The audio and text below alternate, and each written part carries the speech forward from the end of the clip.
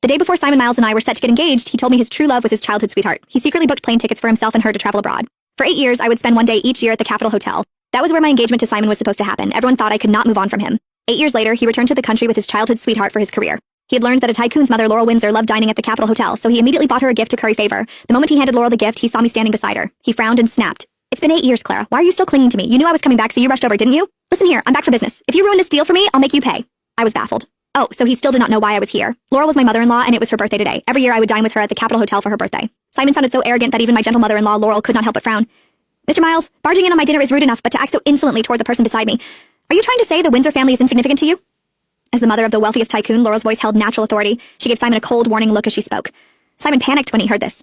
Just as he stepped forward to explain, someone spoke from behind him in a deliberately pitiful voice. "Some people really know how to work their charms. In just 8 years, you've managed to fool even Madame Windsor herself into defending you." It was Simon's beloved childhood friend, Iris. She was clad in designer brands from head to toe. As she walked over, she kept raising her right hand to show off her diamond ring. Then she put on an innocent look and leaned toward Laurel. "Madame Windsor, I've heard so much about your kind and merciful natures. Please don't let some scheming woman take advantage of you. She spent 8 years not getting over being dumped. The moment she heard we were back, she ran straight to you just to badmouth my fiancé and ruin our business deal. It's absolutely pathetic." When I heard her words, I understood what these two clowns were really after today. They had come to sling mud at me. I scoffed and said, 8 years, and you've only gotten more shameless." "Clara, shut your mouth." Glaring at me, Simon immediately stepped in and shielded Iris behind him. "I won't let you talk about Iris that way. I was the one who broke off the engagement with you. I was the one who fell in love with Iris. If you have a problem, take it up with me. Don't pick on her just because she's timid." When Iris saw Simon defending her, she appeared even more smug. But then she quickly squeezed out a few tears and sobbed. "Simon, please don't. As long as Clara agrees not to badmouth you to Madame Windsor, I'll step aside if that's what it takes." She then turned to Laurel and spoke to her in a tearful voice. "Madame Windsor, I know Clara resents Simon because she waited 8 years and couldn't have him. She must have said all kinds of terrible things about him to you. But if you just give him a chance to work with you, I'm willing to even give Simon up to Clara."